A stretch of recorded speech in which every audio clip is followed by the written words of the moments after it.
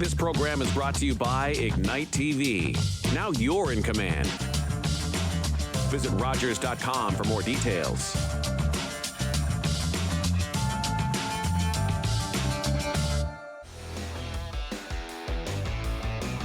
Welcome, everyone, to RTV Sports Rap. Back again, Spencer Byers, and alongside me, JC Coots is back, Lucas Ireland is back, and Adrian Musso returns after missing the OHL preview. Adrian, it sucks you weren't there for that one, but I know with what you're wearing right now, you couldn't be happy to be back on the show.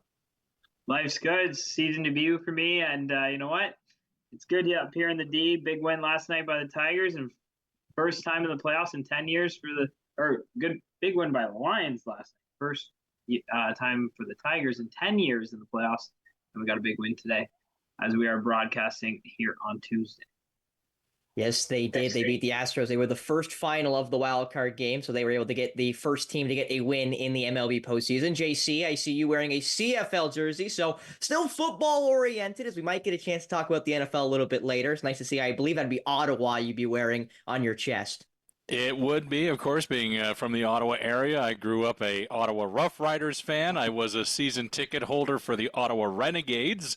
Remember them? They were around for about 5 minutes. And now we have the Ottawa Red Black, still arguably one of the worst CFL names in history. One of the worst sports names in history. Let's not sell that short. That is just a horrible sports name, like all time worst sports names. And Lucas Ireland, and I already told him before the show, ladies and gentlemen, and he's prepared for it. We're going to talk about the Kitchener Rangers getting shellacked 12-2 by the Windsor Spitfires. And I assume Adrian will be not a Windsor fan, but a little bit gleeful about that result as well. Well, I mean, like I said before we started the recording here, I mean, we have to talk about it. It was the biggest score so far to start the season, so should be an interesting topic.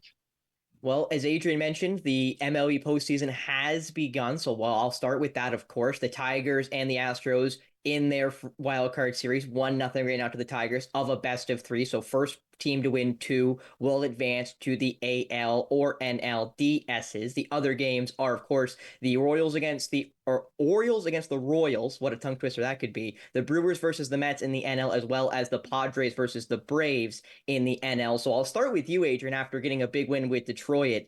Who else do you like in the wild card round right now? I like the Mets. I think the teams that are going hot into the playoffs here are going to be teams to watch out for. So yeah, I'm a homer. I'm a Tigers fan through and through. But I really like the Tigers. They are the hottest team in all of baseball. 30-13 in their last 43 games. Just springboarded through past the Twins, past the Royals, and got to play the Astros here. But I like the Mets. They had a challenging last day. It was pretty entertaining to see them get in there. And so in the NL, I like them. And in the AL, I really do like the Tigers. I don't like the Orioles. I think they sucked down the stretch. The Royals, same thing. The Tigers beat them 6 games in the last 20. So for me, it's the Tigers and the Mets. Well, Lucas, do you agree? Do you think it's Detroit? And you believe you said, you would have said the Mets, so New York. So again, and I will say it's in play right now. A Subway Series World Series is possible. Mets versus Yankees right now is still in play. And what a series that could be, Lucas. I agree, and I'm going to have to agree with Adrian. I mean, I have the scores pulled up in front of me as we record this, and of course, the Tigers. What a dramatic win that was here on Tuesday for them. Goes right down to the wire, of course. Bases loaded, 2 outs, and it was Torkelson making a great catch in the infield to win the game. So I liked the way that they looked. Maybe some iffy pitching there at the end in the 9th inning, but aside from that, I think they looked good from what I saw. And right now, the Mets, they were down 2-0 after the first, I believe, with a good start for the Brewers. Now they lead at 3-2, so it seems like they're not letting anything slip by them that easily without returning some fire of their own. Now, JC, do you agree? Do you see another AL wildcard or NL wildcard team making a run in this postseason? Well, that's going to be tough. I'm going to say probably not in this situation. I mean, the top seeds as they are, the Yankees on on the American League side, and you've got the Dodgers on the National League side. These are going to be teams that are hard to beat. And I mean, the Yankees probably have the best odds of getting there right now. We know about Aaron Judge. We know about Juan Soto. We know about the seasons that those two guys have had. They are going to be powerhouses. We can't ignore what Ohtani did in he went 50 for 50 with stolen bases and home runs. He almost did 60 for 60 before the season even ended. So he's on a tear right now. I think that those two teams are most likely on a collision course for the World Series. But that said, anything can happen. I think for the most part in the NL right now, those series are coin flips. It could go either way. If you look over on the picture on the AL side, I like the Orioles, and I do like the Tigers too. Adrian made the case there. They're one of the hottest teams in baseball, arguably the hottest team in baseball. The fan base is fired up. They're fired up to be in the postseason right now, and Houston is ripe for the picking.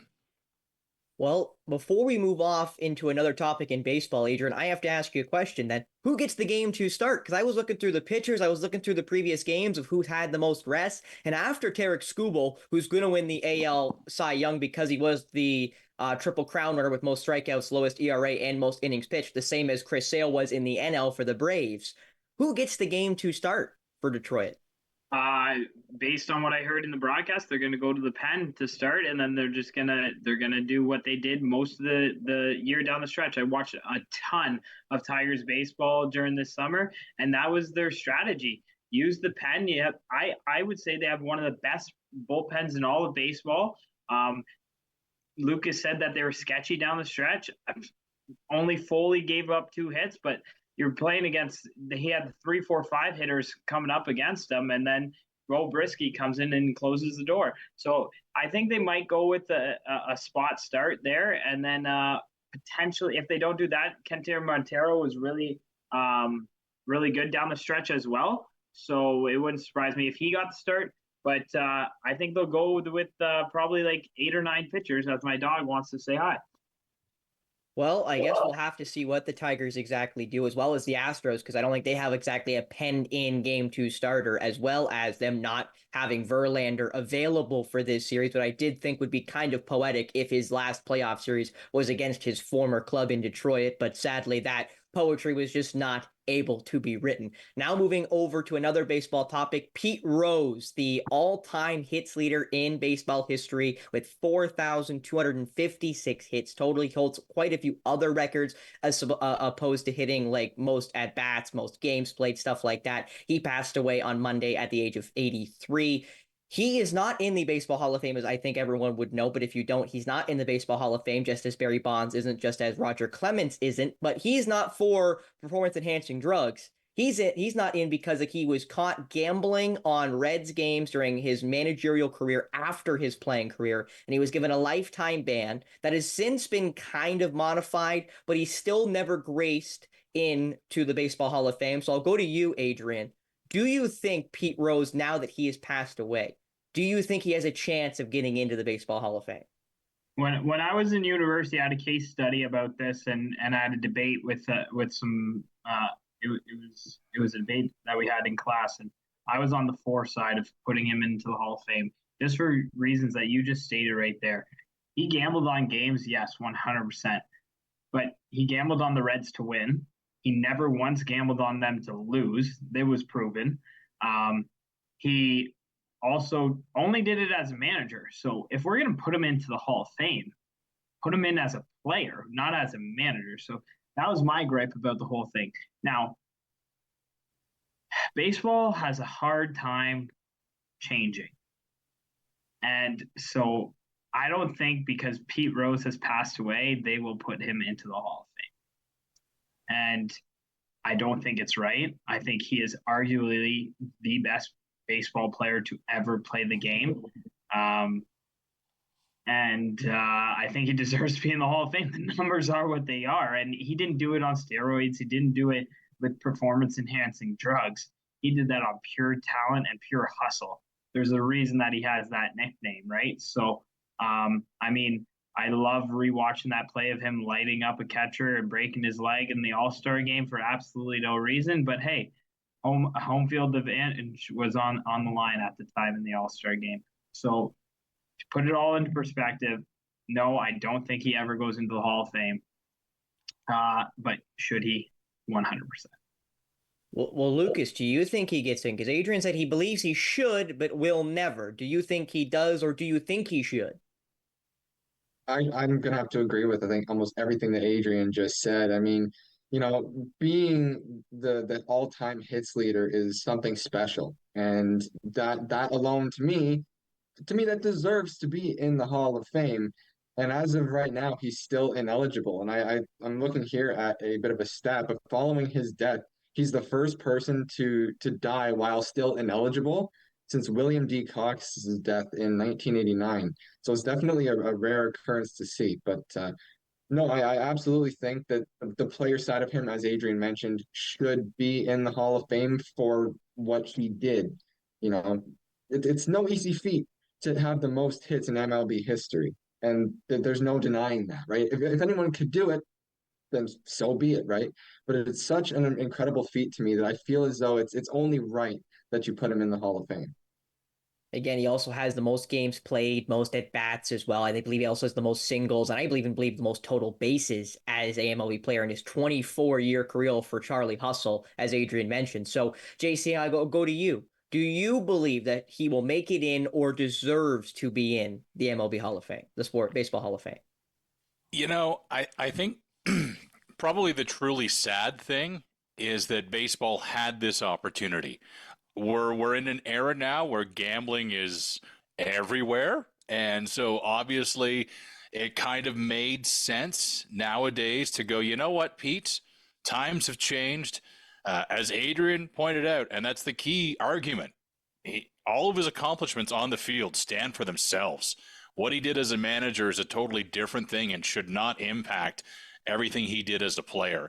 And so it is so sad that they didn't take the opportunity in these past few years to go, you know what, let's correct this mistake and put Pete in. Now, I think Pete, at the same time, has not over the years done himself many favors. Obviously, thinking a while ago that he's out for life, he started to almost make fun of the fact that he had a lifetime ban, and he would constantly poke fun at Major League Baseball and constantly poke fun at the managers and at Bud Selig. So I think that's part of the reason why you're not going to, or why there was no rush to make amends with the two sides involved. And that's really too bad. It's really too bad that a guy like this, who did so much for the game and turned on entire new generations of fans, he was before my time, but entire generations of fans love baseball and played baseball because of Pete Rose. So it's really a missed opportunity. Well, JC, I'm going to stick to you, and I've just thought of this question. So, with Pete Rose not being in the Hall of Fame, and obviously Barry Bonds not being in the Hall of Fame, and obviously Roger Clemens not being in the Hall of Fame, and lots of other players that are associated with steroids. Again, Pete Rose was standing not a part of that conversation, but he isn't in the Hall of Fame, and he is one of the greatest hitters maybe ever, as Adrian mentioned. Does this continue a black eye on baseball with some of the greatest players to ever have played the game to not even be in the Hall of Fame, and honestly, at this point, not even being eligible to get into the Hall of Fame? Well, I think it really does shine a light on the culture of baseball, and the steroid era is its own thing. It's its own little monster that Major League Baseball wishes never happened, where so many players, and I think I'm going to speak for myself because I know I'm a bit older than the panel here, but like that Sammy Sosa, Mark McGwire home run chase of that summer, everybody, you have to imagine, okay, they were stopping live TV shows, sitcoms, things like that, to like, we're going to St. Louis to Mark McGwire to see his at bat. It was an insane thing. And then what did we learn out? He cheated the entire time. Sammy Sosa cheated. They all cheated the entire time. And it really broke everybody's heart. But baseball continuously has these moments. And you can go back in history, back to the Chicago Black Sox and that gambling thing that happened in the early 1918 or 1916 or whatever it was, and Shoeless Joe Jackson and everything that happened there. Baseball keeps making mistakes, and the good news is they keep learning and they keep evolving, and baseball is still around. but I don't think baseball's done making mistakes. I think that there's always going to be black patches in the history of every major league sport. Baseball just seems to have a few more.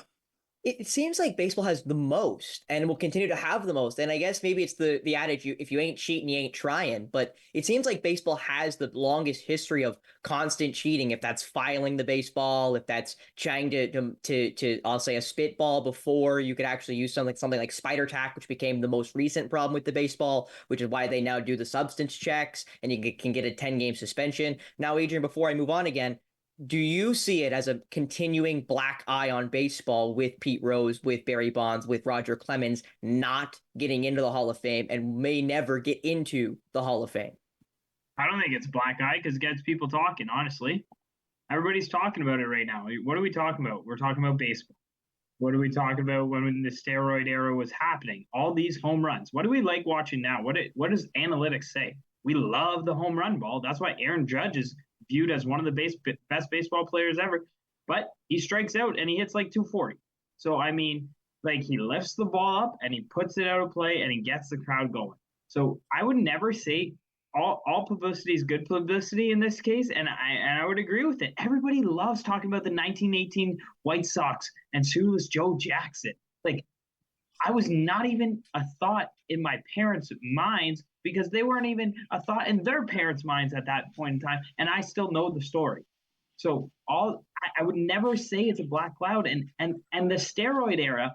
We're talking about guys that took steroids. Greg Zong took steroids. Doesn't mean he was good at hitting the ball. So I mean, these guys were unbelievable at their craft, and then they just did this. Everybody was doing it, and they were just even that much better at it. So when it comes, no, I don't believe that they deserve to go in the Hall of Fame, but they should make a Hall of Fame just for whatever you did wrong. Go into that Hall of Fame because you're amazing at your sport. That's where you sometimes hear the argument, and basketball, I think, is the greatest proponent of it because of the way the European players are introduced into the Basketball Hall of Fame when they never played in the NBA or were not good in the NBA. It's the difference between the Hockey Hall of Fame, which can introduce Russian players who never made it out of the Iron Curtain, versus the NHL Hall of Fame, which would just be NHL players and what they did in the NHL. It's a very different thing, and it's, again, the wording we use when coming to it. And Lucas, we'll end with you before we move on to probably the OHL. Do you see it as a black eye on baseball with some of the greatest hitters and pitchers ever in baseball and MLB history not making it into their Hall of Fame? Well, just to keep it short, I think yes. I mean, it's like I said, if you're one of those guys that has like some of the highest career hits, highest career home runs, highest career of anything positive in any sport, not just the MLB, but in any sport, I think that there should be a conversation for, in this case, gambling, right? He gambled. Does he deserve to be in it? I think so. Maybe it can be a little bit less so if there was some clear, like, performance enhancing drugs. But I guess it really just depends on, I guess, maybe it depends on the situation that it was in, the scenario, how long were they, using these PEDs. But, if we're just talking about specifically the situation with the gambling, I say just, put them in. I definitely can see it being a black eye in the world of sports if you don't put someone as talented into the Hall of Fame of whatever sport we may be talking about. Well, I also will mention that Aaron Judge hit 322 this year, Adrian, so he was not a horrible hitter other than his home runs. He also is just a great home run hitter.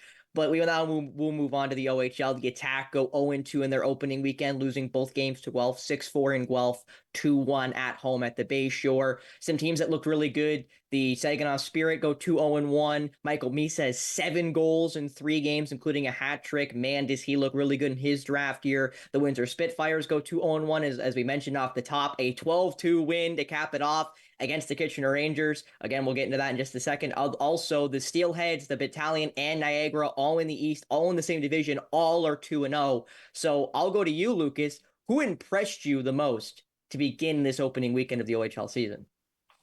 Well, I gotta go with Windsor. I mean, just the way that they came out and just whooped Kitchener like that. Definitely a team that that is now on my radar, especially after last season. They had a season to forget last year. And so I knew going into this season that the Windsor Spitfires were going to want to turn things around, and I knew they were capable of doing that. And the fact that they came out of the season like that, it really, to me, shows that there are some good things to come for the Windsor Spitfires. Well, you mentioned season to forget there, Lucas. They had the first overall pick for a reason, and Belches, their first overall pick, looks fantastic. He's also 6'5" as a 16-year-old draft pick. So he already is a OHL 18 or 19-year-old by size wise and by talent with how good he's looked for Windsor early. Adrian, I think he's continued that particular perspective. Who has impressed you after the opening weekend of the OHL season? Yeah, I was going to say the Windsor Spitfires and Ethan Belchez in particular. You see that first overall pick coming into the league, and he didn't get exceptional status. I was able to ref a few of his games last year when he was playing for the Oakville Rangers when they came up to Grey Bruce, and needless to say, Grey Bruce got destroyed 12-3 in one of the games. And Ethan Belchez, I was like, I didn't really think he played that well. And then I go look at the score sheet after the game because as a ref, you don't really watch or care who's scoring the goals at all. And I went and looked at this score sheet, and little did he have was 5 points. So to no surprise, but the fact that he's doing it now at the OHL level, that's pretty impressive. I would say that the one other surprise might be the Niagara Ice Dogs. I think they have more wins in the month of September than they did in the month of September and October combined last year. So good for the Niagara Ice Dogs. And you know what? Actually, Gavin Bryan on that team, former attacker, captain of that team. You just know the way that he is, he's going to be demanding of a lot of his teammates to work hard on and off the ice. And I don't ever want to see a franchise be terrible for so long. And if they're able to string some wins together here, it'll be good for the OHL. Yeah, Niagara's been in the basement for quite a few seasons, and some of their trades, you could wonder maybe why. Sam Dickinson was, I believe, their 5th overall pick, who then got traded to London, and we've seen how good he is with the Knights, and now is an NHL draft pick. JC, who is impressed or who has surprised you to begin this OHL season after the first weekend? Well, I was kind of curious whether or not the Saginaw Spirit could pick up from the Memorial Cup victory and continue, and they kind of showed this weekend that they still can. First of all, in goal, Andrew Oak, again, another big weekend for him. He's looking fantastic. But Michael Misa, oh, man, the exceptional player finally is going to step into the big time. And, I mean, there were a lot of great players last season on the Saginaw Spirit. Michael Misa still finished the season with 75 points last year, but he wasn't getting the most ice time. Now he's getting the ice time. Now he's getting the opportunity. And I think all of a sudden, maybe he's a guy that might challenge for the OHL scoring lead. We'll have to wait and see. Also very surprised by Windsor for all the points that have been made already. This was a team that had something to prove after last year. They've got a coach that's got something to prove. Greg Walters obviously wants to show that he still belongs in the league. And Ethan Belches, like, some people already are starting to say that this is the second coming of Eric Lindros just because he's got that big body. I don't know if that's necessarily as true. He's probably a bit smarter of a player than Eric Lindros was, but it's going to be a guy that's going to be very exciting to see this season when he comes to Owen Sound. Yeah, not only that, is also, again, we mentioned the Steelheads out of Brampton look really good. You also mentioned the North Bay Battalion, as Adrian said as well, the Niagara Ice Dogs at 2-0. Very happy to see them finally seemingly putting some wins and some chemistry together. Now, we're going to talk about the attack. 0-2 in the opening weekend. First game, 6-2. They scored 2 late goals to make the scoreline look a little more pleasant. The second game, JC, I'm going to start with you because you were the color commentator for it. I was ringside for that game. Owen Sound outchanced Guelph. You could almost argue they outplayed Guelph in spots. They just couldn't beat Braden Gillespie, who was fantastic. And then a couple really good chances for Guelph that they buried, which rightly they should. And they were able to pull out the 2-1 win at home. JC, what did you see in the opening weekend for the attack? Well, I mean, there was some major takeaways. First of all, I don't think they got outshot in either game. In fact, on Saturday's game, Carter George had only 19 shots to worry about. So if his workload is that quiet through the rest of the season, then you got to think he's going to be able to steal some games here and there, and so will Matthew Kaprowski if the defense can continue to limit the offense to as many shots.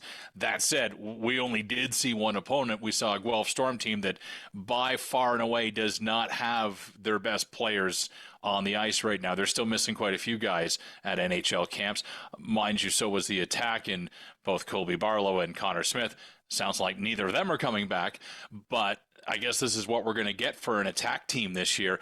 And based on the general reaction that I'm hearing, that I'm reading, that I'm talking to people, you go 0-2 to start the season, and people are like, still like these kids. They look good. So everything seems positive. We're going to get different competition as the season goes on. The lines are going to start to gel better now that the coaching staff likely will soon have a better idea of who's going to form the team. They'll be able to slot their guys where they want. We're still looking at power play units that aren't quite formed yet, so guys are still kind of auditioning, and really like what we've seen so far from a number of the guys. Braden Rogers continuing to look really good on the power play unit. The Russian import, Rafik Ferozhian, he's looking really good on the power play as well. Showed off his sick hands on Friday night, didn't score, but luckily Jake Crawford was there to pick up the garbage and get one for the attack. So there's so many positives. It's a very, very small sample size. We also had the 2 preseason games, but I'm not going to say that they are necessarily guaranteed a playoff spot, but I like what I see. Well, Adrian, just quick before we go, what did you make of the opening weekend? Obviously, they got Brantford away, and then they got home games against Kitchener and London coming up. Maybe a little bit more of a test, especially against the division rival Kitchener and London games coming up in the next couple weeks. Yeah, I don't think Kitchener's as good as everybody thinks they're going to be this year. I think getting rid of Carson Rakoff is a huge loss, obviously, but I think they're going to try and load up, not for this season, but for 2 years when the OHL will host again. That'll be when Tanner Lamb and that young core of players, Romania as well, will be in their draft plus 2 year. So I think that's when they're going to load up. So I really like that matchup at home for the attack. And then the Knights might still have some guys up at NHL camp. So you want to make the most of the opportunities, not who you play, but when you play them. So I kind of like that for the attack. Now, my one thing, yes, the attack played phenomenal. And I'll use that word. I think they played very well all weekend long. But when does that wear dry? When does that start to become frustration for these kids? When does it start to become frustration for the young coaching staff? If it does, I don't want to be pessimistic, but it's a young team, and we all know what can happen. Well, Lucas, just quick before we go, have you had a chance to see the attack? I know you're in KW. And what did you think of them if you have?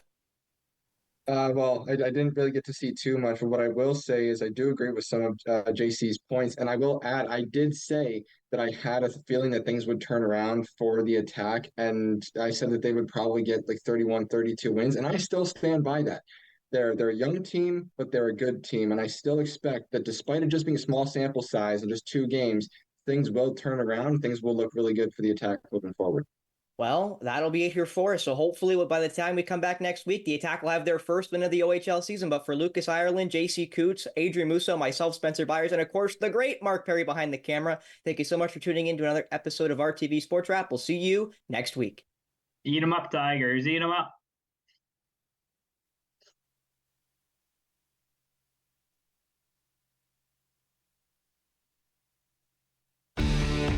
Connect with us by visiting our website or email us at comments@rogerstv.com.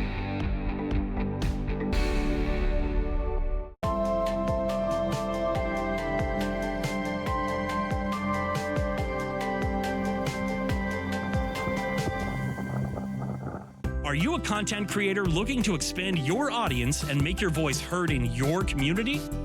Rogers TV wants to provide you with a platform to share your hobbies, interests, and stories for free. Visit us to find out more. They've reached the summit! Back-to-back Stanley Cup victories. Greatness. And a new legacy begins. Absolutely amazing. It has happened in Vegas. It's not a destination. And lightning has struck twice. It is a continuous journey.